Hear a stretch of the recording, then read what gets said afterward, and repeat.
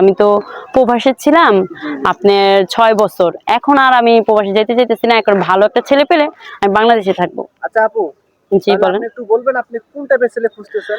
ভালো ভদ্র একটা ছেলে খুঁজতেছি। তা গরিব হোক সমস্যা নাই, তার বাবা মা থাকলেও সমস্যা নেই, সেটা আমি ম্যানেজ করে নেবো। আর আমার টাকা পয়সার কোনো অভাব নেই।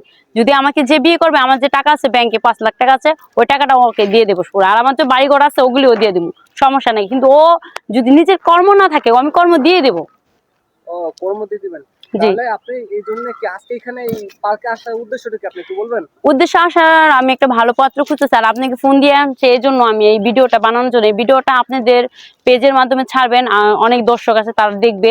তারা যদি আমাকে বিয়ে করতে চায় অবশ্যই কমেন্ট করলে আপনার কাছে যেন খবরটা পৌঁছায়, আর আপনি যেন আমাকে বলতে পারেন এই জন্য। আপনি আমাকে এই পার্কে আসতে বলছেন। জি। জি, জি। তা আপু, আচ্ছা মনে করেন আপনি মনে করেন কোন কত বয়সের ছেলে প্রয়োজন, আবার এমন ছেলে কি আগে বিয়ে শাদী হয়েছে কিনা, এরকম কিছু একটা বলবেন? হয়েছে কি, আমি বলি আমি তো বিয়ে শাদী করি নাই ভাই। আমি প্রবাসী ছিলাম 6টা বছর। এখন আমি বাংলাদেশে আসার পরে অনেকেই বলতেছে আমার আত্মীয় স্বজন যে তুমি বিয়ে করো, আর কতকাল তুমি বিদেশ ঘুরে বেড়াইবা, ইনকাম তো অনেক করলা জীবনে, জীবনে তো সংসারের প্রয়োজন আছে, বাচ্চা কাচ্চার দরকার আছে। আমি একটা ছেলে চাইতেছি এরকম, আমার থেকে 2-3 বছরের বড় হোক, ঠিক আছে, এরকম একটা ছেলে খুঁজে। কিন্তু একদম বৃদ্ধ ছেলে আমি বিয়ে করবো না, যেন আমাকে গুছাই নিতে পারে, বুঝে নিতে। একটা সংসারের হাল ধরতে হলে তো একটা ইয়াং মানুষের প্রয়োজন, মধ্যম বয়সের একটা ছেলে খুঁজতেছে আমি। ও, তাহলে তার বিয়ে শাদী হলে কোনো সমস্যা নাই সেই ছেলে? হ্যাঁ, সমস্যা তো অবশ্যই আছে ভাইয়া।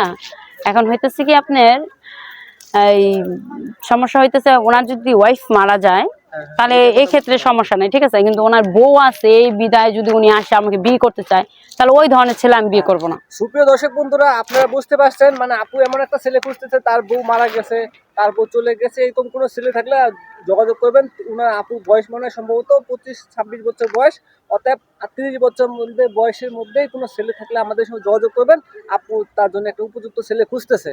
বুঝতে পারছেন, তাদের বাড়িতে টাকা পয়সা কোনো সমস্যা না। ওই এমন হতে পারে যদি তাদের কর্ম না থাকে, সমস্যা নাই, আপু তার কর্ম দিয়ে দিবে, কোনো টেনশন না। আপু তাহলে আপনার মানে এই যে আপনি যে ছেলে খুঁজতেছেন, এখন এই বিষয়ে একটু ডিটেলস বলবেন প্লিজ। আমি যে ছেলে খুঁজতেছি, ছেলেটা কেমন হবে সেটা? ও, ছেলেটা হতে হবে আপনার হইতেছে আমার থেকে কিছুটা লম্বা, একটু হালকা স্বাস্থ্য, একদম মোটা হলে চলবো না, একদম শুকনা হলেও চলবে না। তার মনে করেন বাজে নেশা যে আছে ওই জিনিসগুলো চলবে না আমার কাছে। শুনেন, আপনাদের কমেন্টে অবশ্যই কমেন্ট করব, সবাই করবো না যে এরকম একটা মেয়ে পাইছেন বিয়ে করতে চাবে, অবশ্যই কমেন্ট বক্সটা চেক করে না রিপ্লাই আপনি দিবেন, ঠিক আছে? আর রিপ্লাই আমি দিয়ে দেবো। না না, আপনারা যোগাযোগ করবেন আমার সাথে, ঠিক আছে। আপনাদের সাথে যোগাযোগ করলে আমাকে জানাবেন, আমার নাম্বার ফোন দিবেন, ঠিক আছে। সবাইকে তো আর নাম্বার দেওয়া সম্ভব না, ওনাদের সাথে যোগাযোগ করলে আমাকে পেয়ে যাবেন।